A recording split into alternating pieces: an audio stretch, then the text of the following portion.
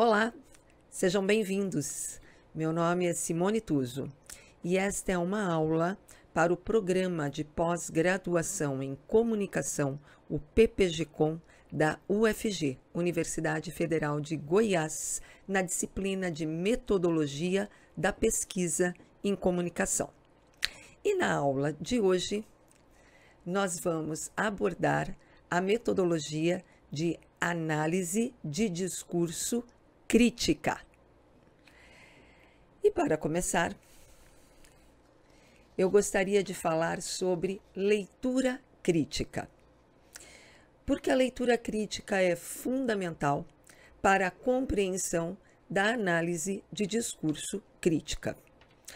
Quando pensamos em leitura crítica, estamos nos opondo à leitura mecânica, da coleta objetiva de dados, da visão simplória das palavras e seus significados imediatos, à apreensão apática ou meramente à junção de conteúdos. Ao fazermos uma leitura crítica, devemos pensar em uma leitura social, firmada em 5 categorias, quais sejam: a compreensão, a interpretação, a reflexão, a crítica e a produção do texto dentro de um contexto social. Isto é fundamental. A pesquisa bibliográfica, por exemplo, precisa de reflexão, como toda leitura sempre deve ter. Assim, já explicava Paulo Freire, em uma de suas frases absolutamente célebres: não basta saber que Eva viu a uva. É preciso compreender qual a posição que Eva ocupa no seu contexto social, quem trabalha para produzir a uva e quem lucra com este trabalho. A partir da pesquisa bibliográfica, o pesquisador deve empenhar-se em não somente repetir aquilo que já foi publicado, mas, acima disso, pensar em novos olhares, novas abordagens, novas formas de fazer com que as pesquisas na área avancem. Fazer uma pesquisa sobre aquilo que já foi produzido, sobre teorias e escritos existentes, é tarefa de uma leitura crítica, de aprendizado curioso e questionador, que ao mesmo tempo busca o conhecimento, mas reconstrói as ideias que já foram escritas anteriormente. A leitura crítica não prevê uma pesquisa em si mesma, mas uma interpretação da própria sociedade. Estudar um produto midiático, por exemplo, só faz sentido se aplicado ao contexto em que está inserido. O processo de leitura crítica da mídia prevê o olhar do pesquisador para interpretar aquilo que os dados podem esconder em um processo superficial da pesquisa, sobretudo para perceber que só é possível entender a comunicação dentro do contexto e da realidade dos sujeitos que desenvolvem as ações. Ou melhor, que a realidade não existe em si mesma, mas existe em função dos registros sensíveis que se obtém dela. A realidade é real em suas consequências. A realidade só existe em sua interpretação e em seu resultado. Não há dúvida de que o pensamento crítico da Escola de Frankfurt permanece vivo e polêmico, o que supõe fidelidade às origens, mas também sugere uma renovação, sendo possível dizer que tem em comum um compromisso com a emancipação. Frankfurt, portanto, é uma referência simbólica e não exatamente um lugar geográfico. Assim, pensemos na teoria crítica.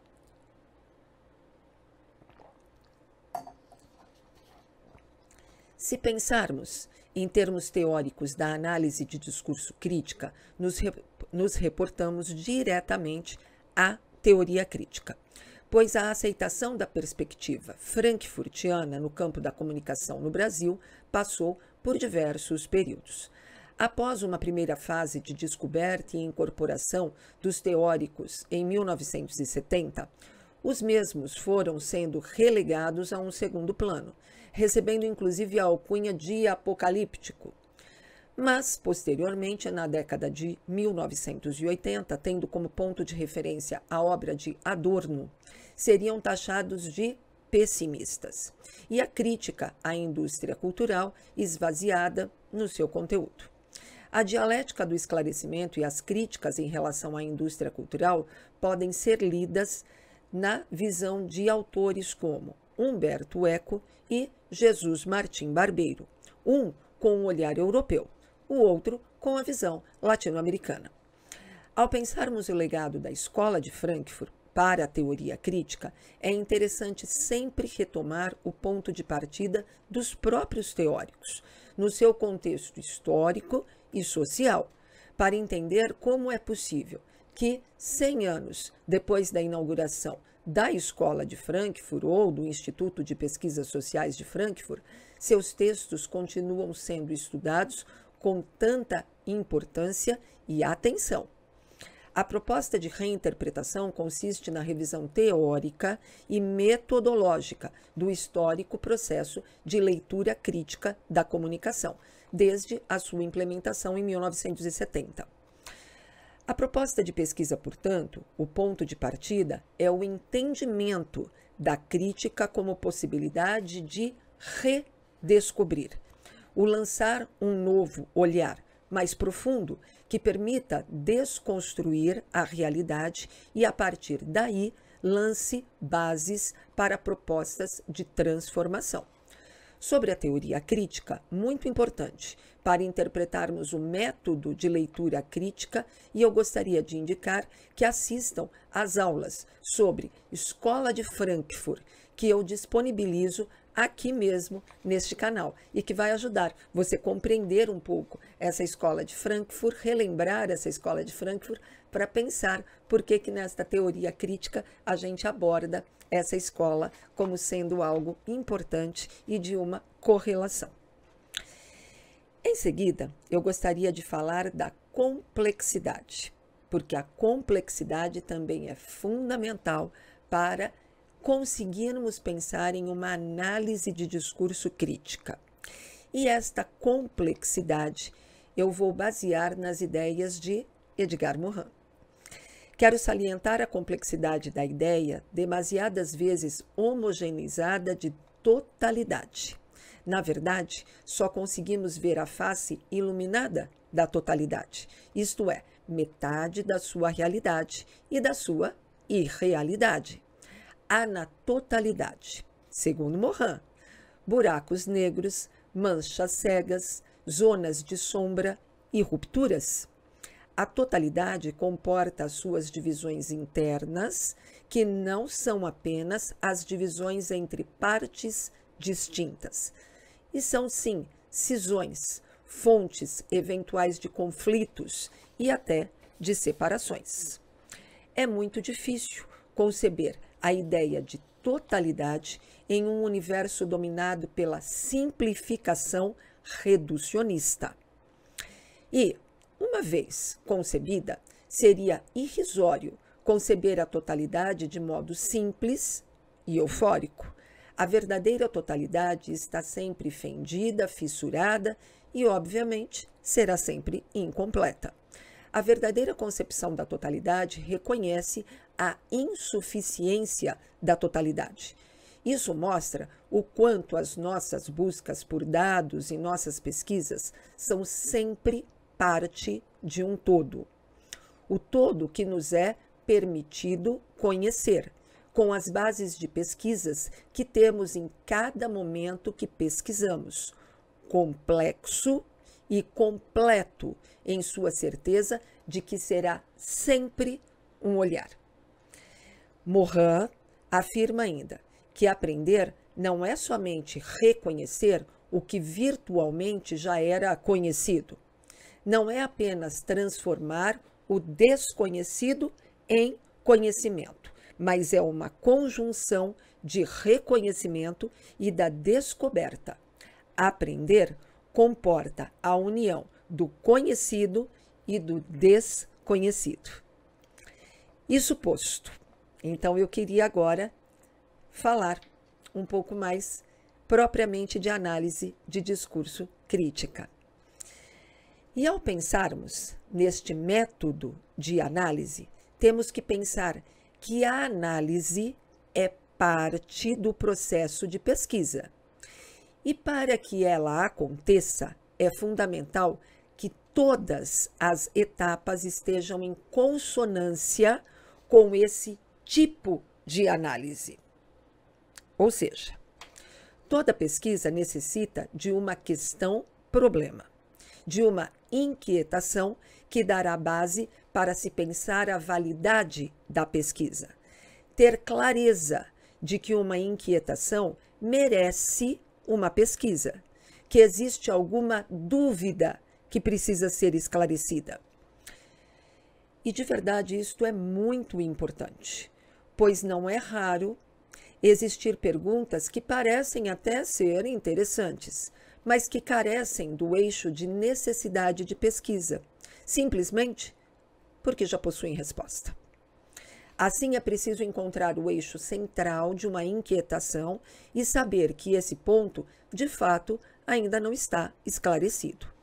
Para essa inquietação e a certeza de que aquilo que se procura é algo ainda a ser respondido, percorrido, eu vou destacar 4 eixos fundamentais de um processo de pesquisa. Ou seja, a definição do tipo de pesquisa, e eu vou dar alguns exemplos em cada um desses eixos, que combinam, por exemplo, com a leitura crítica e que combinam com a análise de discurso crítica. Então, por exemplo, eu preciso primeiramente definir o tipo de pesquisa. E se a minha pesquisa vai ser bibliográfica, de campo ou empírica, pesquisa qualitativa, subjetivo, qualitativo do tipo exploratória. Depois, como item 2, eu preciso dos instrumentos adequados da coleta.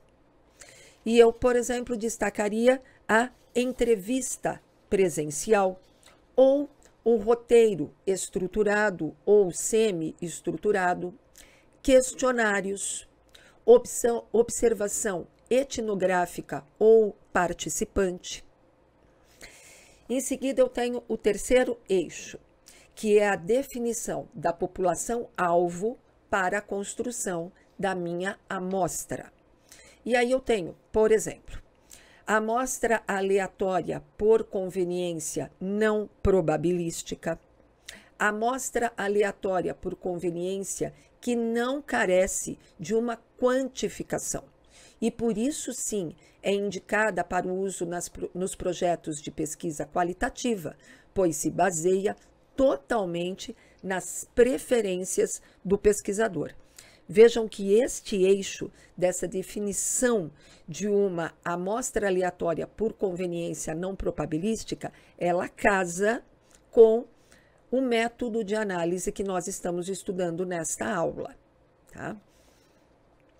E depois, por fim, eu tenho o método de pesquisa. Depois que eu já defini o meu tipo, o instrumento, a população-alvo, aí eu vou para a análise. E nesse método de análise, junto com a análise de discurso crítica, eu também tenho, por exemplo, uma análise etnográfica, a leitura crítica da mídia, que obviamente combinam muito bem com a análise de discurso crítica. Isso posto, eu quero reforçar que quando nós pensamos em um método de análise, obviamente, esse método de análise, para que dê certo, para que efetivamente eu chegue em respostas que me deem luz para a pesquisa que eu estou fazendo, eu preciso de métodos que antecedem o da análise. Por isso mesmo que quando eu penso em metodologia da pesquisa, nunca é um método só. Isso é fundamental para o pesquisador. eu preciso de alguns métodos. Métodos da pesquisa, métodos da coleta, métodos da definição, métodos da amostra e métodos da análise. Tá certo? Entenderam?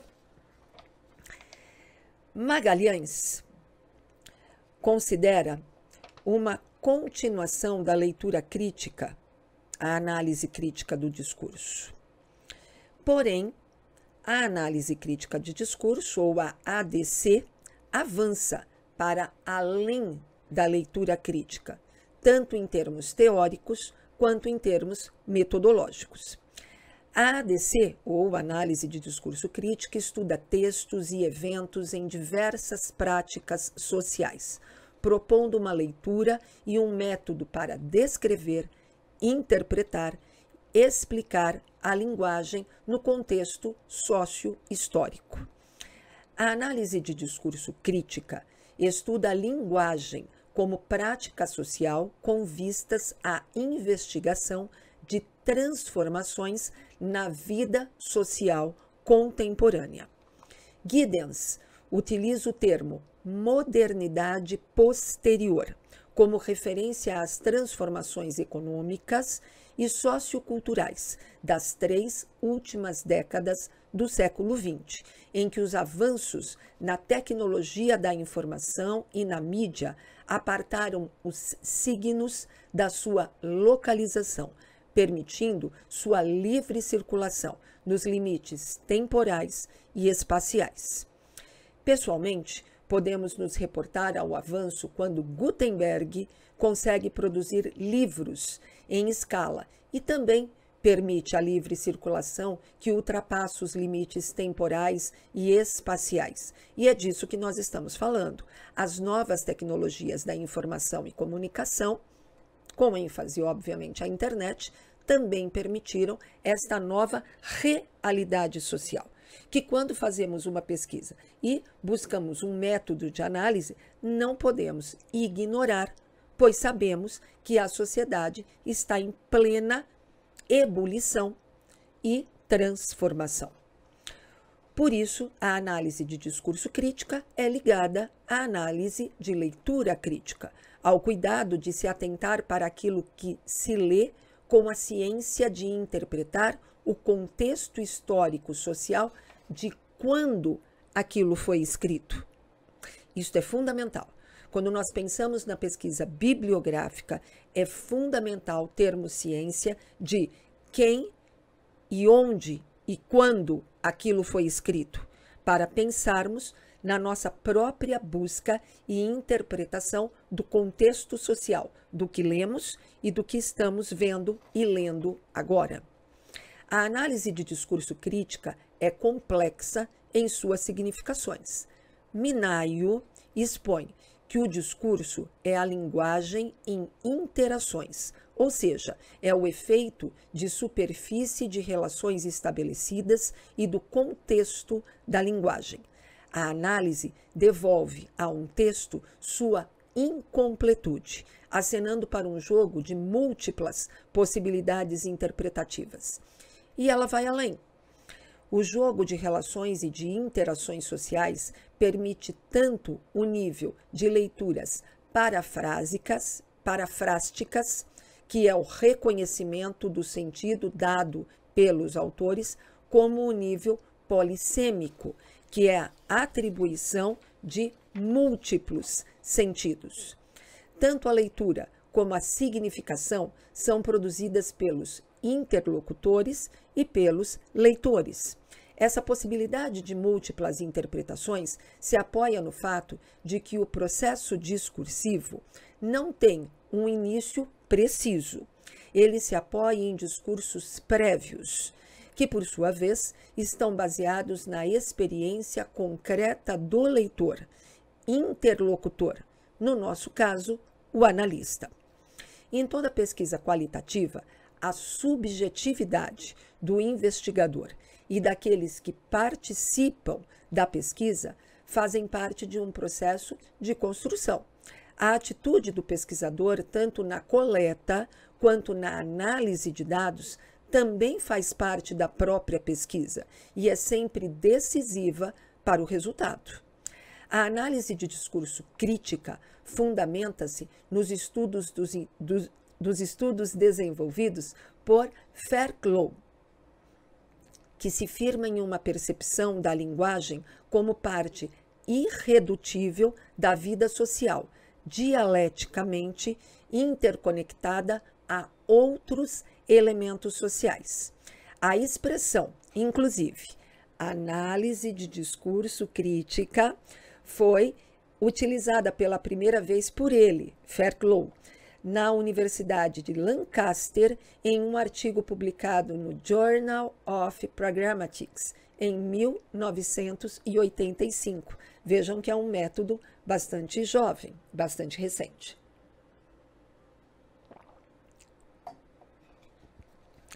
A análise de discurso crítica, segundo Isabel Magalhães, da Universidade de Brasília, pesquisadora deste método com expressiva contribuição na área entre livros e artigos, afirma que é um método de pesquisa qualitativa, obviamente, e é um termo traduzido do inglês Critical Discourse Analysis, e é encontrado no Brasil também como análise crítica de discurso.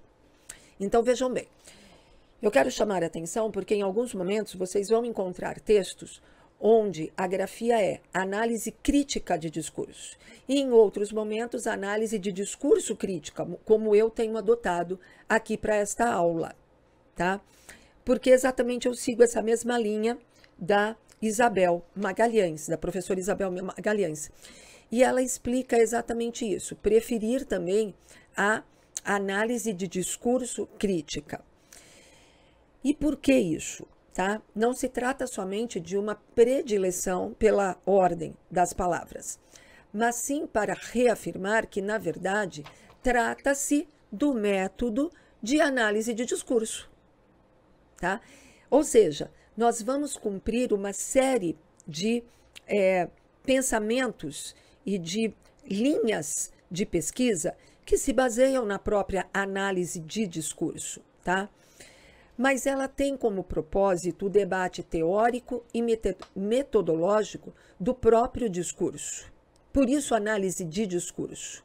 Mas ela avança para uma questão da criticidade. E ao avançar para esse processo de uma criticidade, que obviamente a análise de discurso também tem, é óbvio, tá?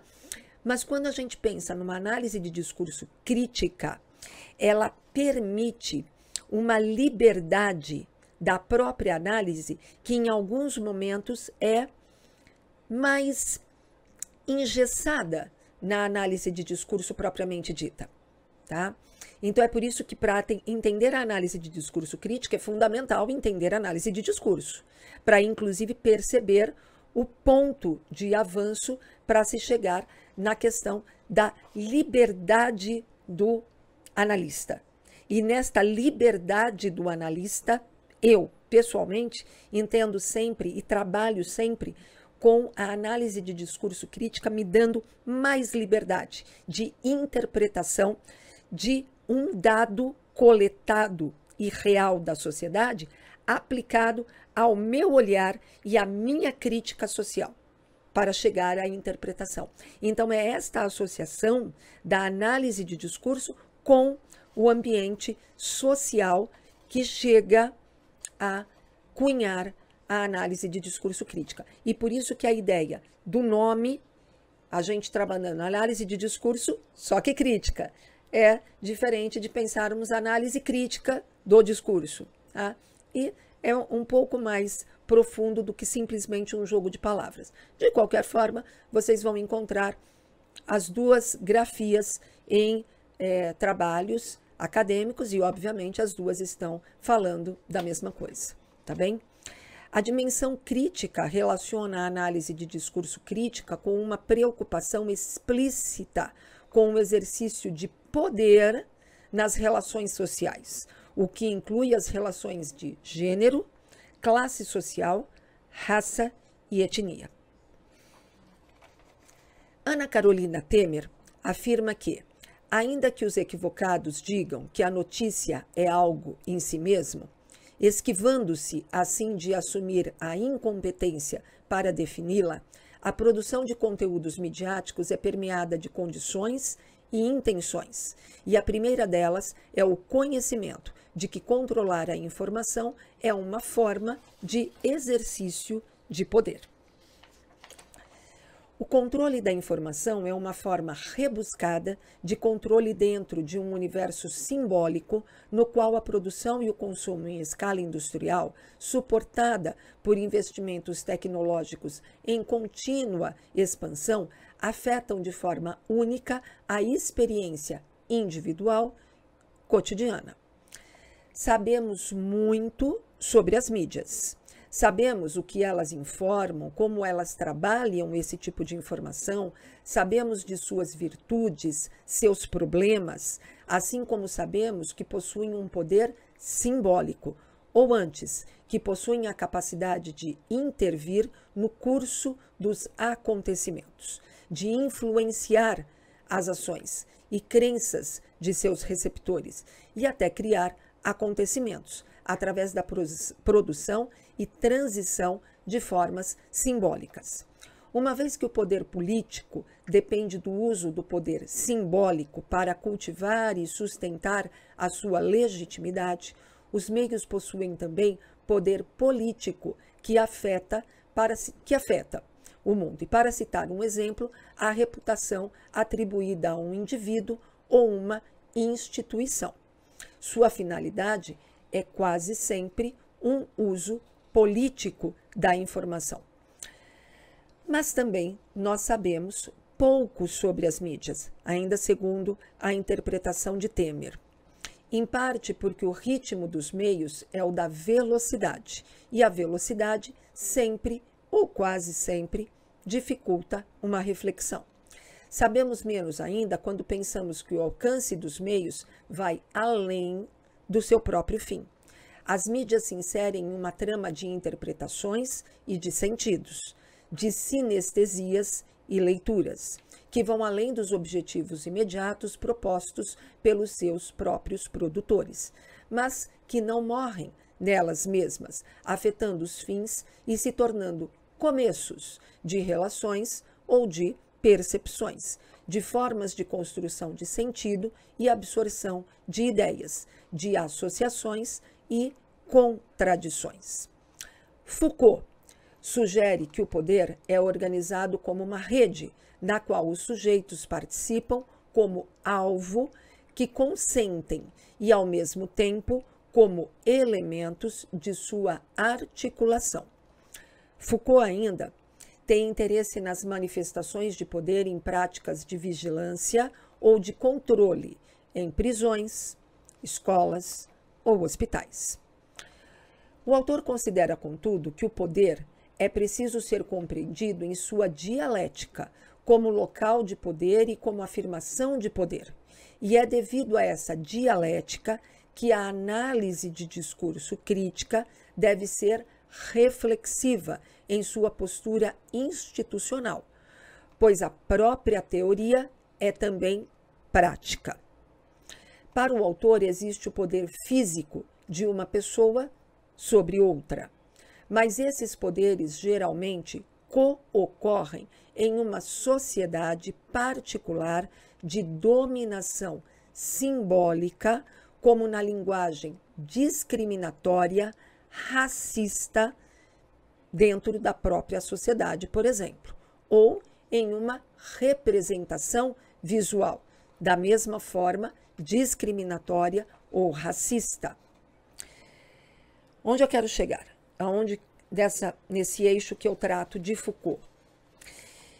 Que dentro desta relação, quando há uma sociedade racista, preconceituosa, também há uma relação de poder simbólico feito através de gravuras ou fotografias ou textos ou palavras que formam um solo promissor para esse tipo de existência.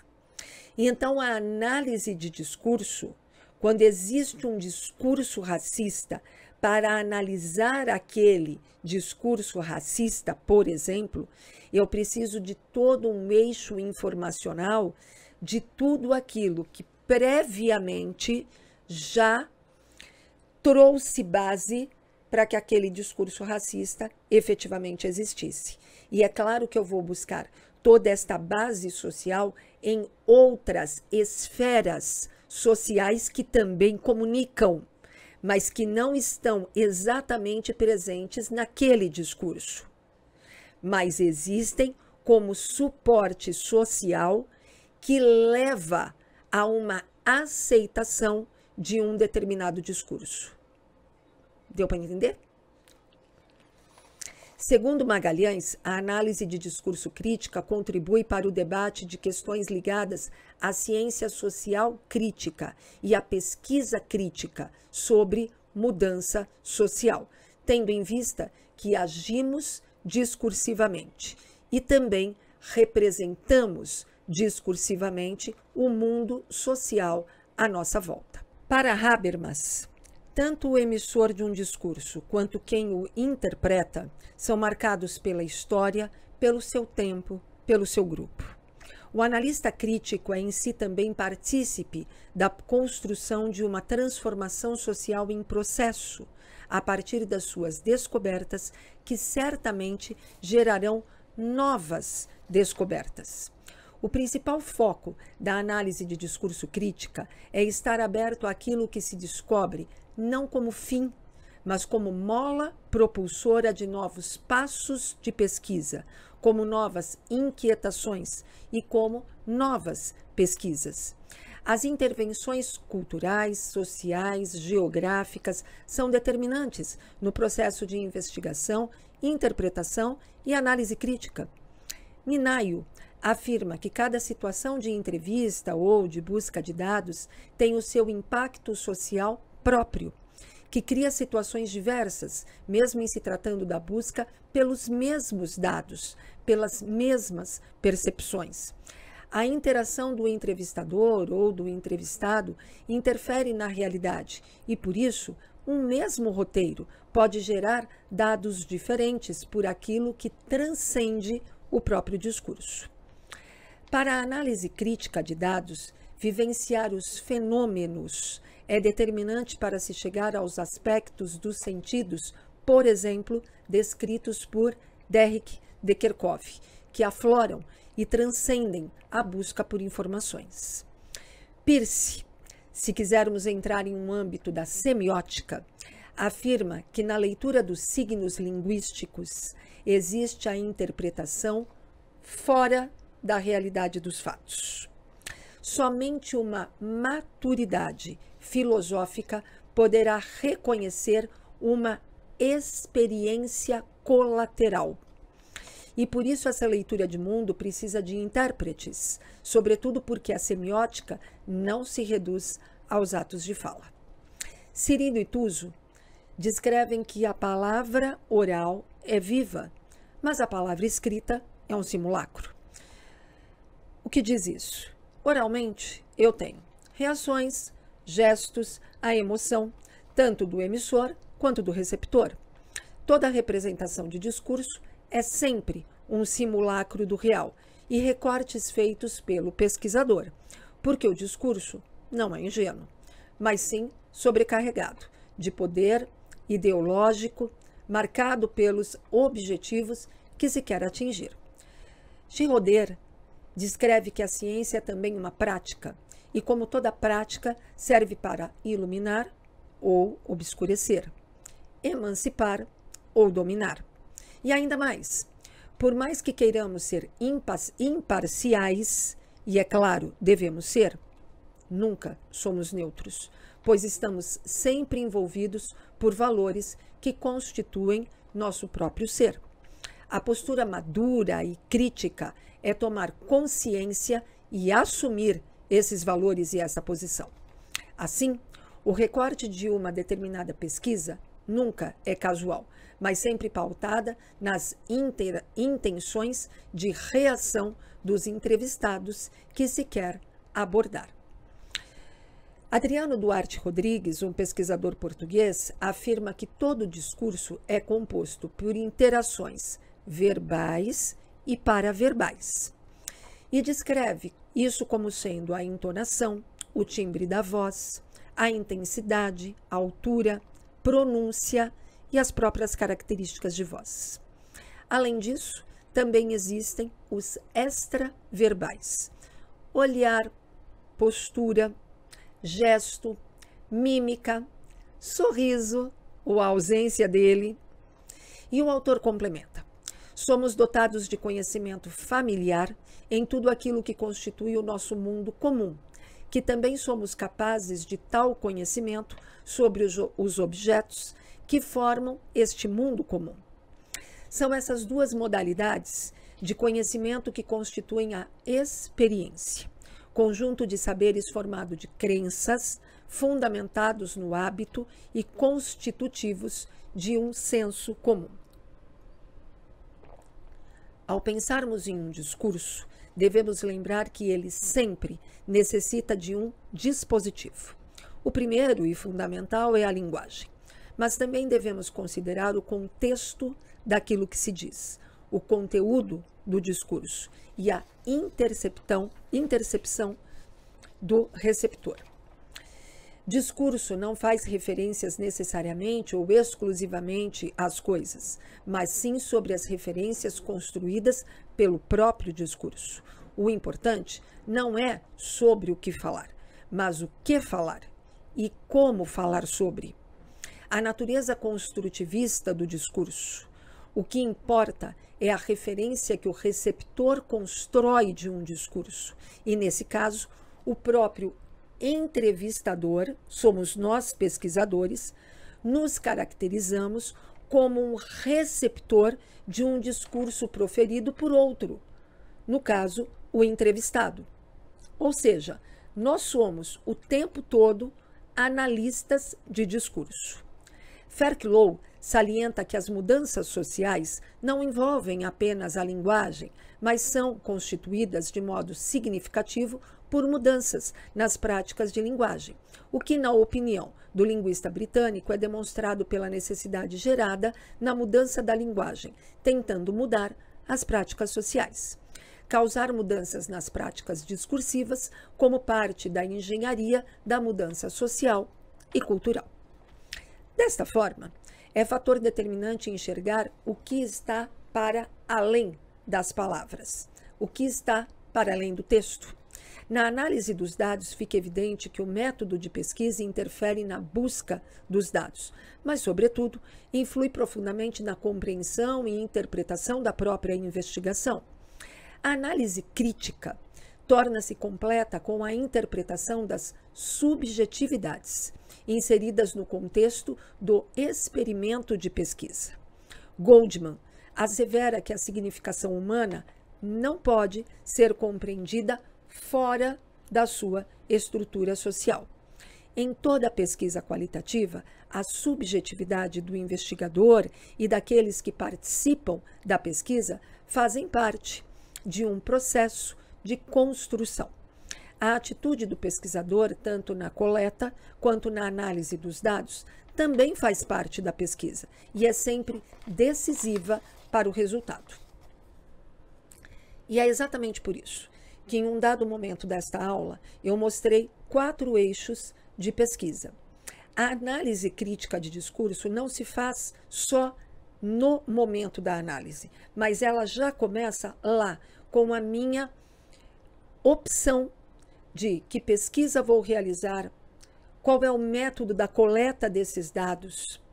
É ali que a análise de discurso crítica começa, com o pesquisador determinando quais são os eixos de métodos que levam a uma análise de discurso crítica. Portanto, para se fazer uma análise de discurso crítica, é necessário a composição completa que permita que seja feita uma análise de discurso crítica. E eu vou concluir essa aula mostrando a análise de discurso crítica na prática.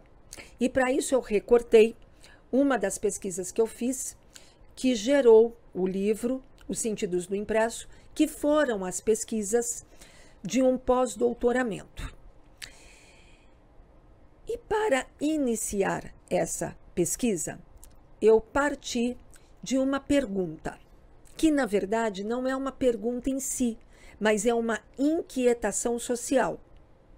Ou seja, eu vinha com uma inquietação de o jornal impresso vai acabar, as pessoas não leem mais jornal impresso, então nós tínhamos uma efervescência social. Essa efervescência social me levou a formular uma pergunta. E qual vai ser o papel do jornal impresso em tempos de internet ou redes sociais? Ele vai acabar? Como, enfim, tem sido dito há alguns anos? Muito bem. Partindo desta pergunta, eu comecei os estudos com uma primeira busca de dados ou uma primeira pesquisa qualitativa com leitores de jornal impresso aqui no Brasil. E a pergunta era essa: por que você continua lendo jornal impresso? Qual é o papel desse jornal impresso para você? A cada entrevista, as respostas levavam para uma necessidade de distinguir os públicos, leitores desse jornal, por faixa etária, principalmente. Ou seja, como é o pensamento dos mais velhos, aqueles que não são nativos digitais e que possuem o jornal impresso numa categoria de um tripé, ou seja, um complexo midiático formado por jornal impresso, televisão e rádio. E um outro grupo, que são os nativos digitais, que já entendem a internet com outro propósito dos não nativos digitais, por exemplo. Desta forma, eu já categorizei também uma distinção de públicos a serem pesquisados. O instrumento de coleta utilizado foi um roteiro de entrevista semi-estruturado com 11 questões abertas e que, obviamente, nunca engessaram a pesquisa, mas serviram de guia e, sobretudo, deixavam aberto sempre uma última pergunta. E o que mais você quer me dizer sobre esta relação que você tem com o jornal impresso? E foi essa questão que foi cada vez mais me levando para os sentidos. As respostas tinham muito pouco a ver com informação e muito a ver com o sentido que o jornal tinha para a vida dessas pessoas. Com essa interpretação, veio a necessidade de conhecer a visão daqueles que produzem jornal impresso, ou seja, jornalistas e editores de jornal. E eu parto para uma segunda pesquisa, para uma segunda coleta de dados. A visão de quem produz. A coleta foi feita com um roteiro de entrevistas semi-estruturada, adotado para pesquisa, então, com vários jornalistas e vários editores de veículos distintos de jornal impresso. Com os dados nas mãos, surgiu uma outra inquietação, que era, muito bem, isto ocorre no Brasil, porque o Brasil não tem a prática de leitura, nem de livros, nem de jornal impresso. Mas como seria esse impacto do jornal em um país onde a prática de leitura é real, tanto para jornal quanto para revistas ou livros impressos? E aí eu parti para Portugal. Em 2014, passei o ano todo pesquisando leitores de jornal impresso e também os produtores. A primeira busca com os leitores a partir do roteiro de entrevista semi-estruturado, mas traduzido do brasileiro para o português. E isso é fundamental, porque é claro que há diversas palavras e o sentido dessas palavras para uma outra cultura, para a cultura portuguesa. Isto é determinante para que a gente possa estar inserido no próprio ambiente de pesquisa, para poder conversar de uma forma empática com esse entrevistado. Fiz todas as entrevistas e a coleta de dados com os leitores de jornal e também parti para uma adaptação do roteiro daqui do Brasil, com os editores e jornalistas para também fazer a coleta da resposta e da visão, né, desses jornalistas e desses editores. Todo o resultado dessa pesquisa, bem como todo o desenho metodológico, desde a primeira pesquisa, desde o primeiro pensamento, está publicado neste livro, tá? Só que esta leitura crítica da mídia me permitiu avançar para um outro eixo, que foi pensar em uma nova teoria. Porque tudo aquilo que estava sendo cunhado para o pensamento crítico e reflexivo daquelas respostas, elas não estavam exatamente só no meio jornal impresso. Elas estavam no sentido da coisa. Ao pegar o jornal, ao se ter o palpável e o físico, também se tinha o sensorial. E assim eu criei a teoria do impacto físico-sensorial, que é contra-intuitiva, mas que leva a uma padronização de comportamento dentro da comunicação. Como as teorias da comunicação são de fato. Elas são sempre uma observação de um padrão comportamental a partir de uma reação advinda de um meio, advinda de um veículo comunicacional. E é a partir desse padrão de comportamento o porquê as pessoas fazem o que fazem, mesmo relacionado à mídia, aos meios de comunicação de massa e à comunicação em si, que nasce a teoria do impacto físico-sensorial. E lá estão, né, nesse livro, estão descritos ritos e sensações, que não são vazios de significados. Eles são também espaços de permanência e reflexão. Ao colocar o velho jornal impresso, a nova realidade social em uma relação de ações e sensações, estamos também indagando sobre os novos modelos de sociedade e sociabilidade. Estamos discutindo comunicação, poder, opinião pública, sociedade e humanidade. A certeza de que as pesquisas realizadas neste livro eram exploratórias e que seu método de análise precisaria ser crítico só veio com a própria exploração e com a evolução de cada pesquisa, de cada análise que gerava uma nova busca. Para tudo isso, foi feita uma análise crítica da mídia e uma análise de discurso crítica. As análises dos dados coletados no campo foram feitas de forma integrada, complementar, indissociável, como se na leitura do material, na análise das respostas, o sentido só aflorasse com o olhar aglutinador de métodos utilizados para uma compreensão complexa. Por isso que em um dado momento desta aula eu trouxe Edgar Morin e sugiro que vocês também reflitam sobre a obra de Edgar Morin e a complexidade que é tão preciosa para pensarmos na análise de discurso crítica.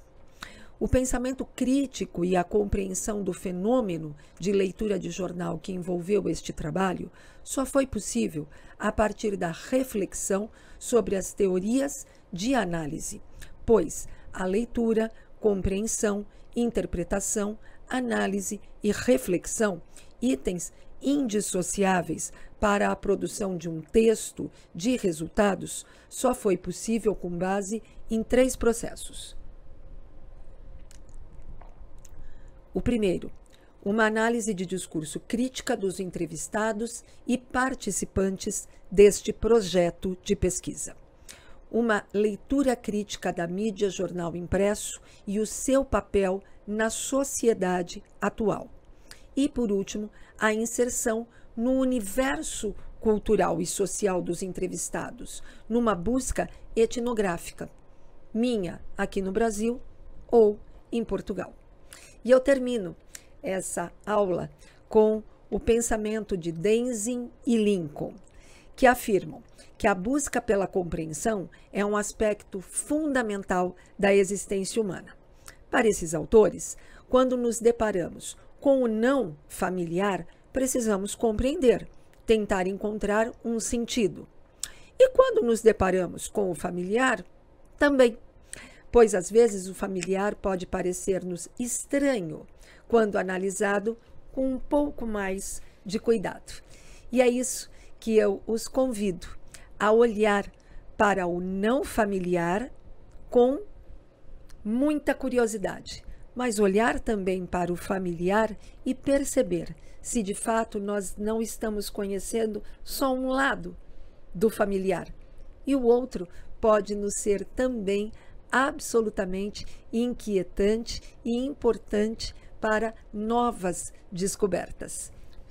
Eu vou deixá-los com a bibliografia que eu utilizei para a produção desta aula e vou convidá-los para aqui no canal deixarem a sua impressão, a sua dúvida, a sua crítica, para que possamos interagir e você colocar aqui a sua impressão sobre a metodologia de análise crítica do discurso ou análise do discurso crítica.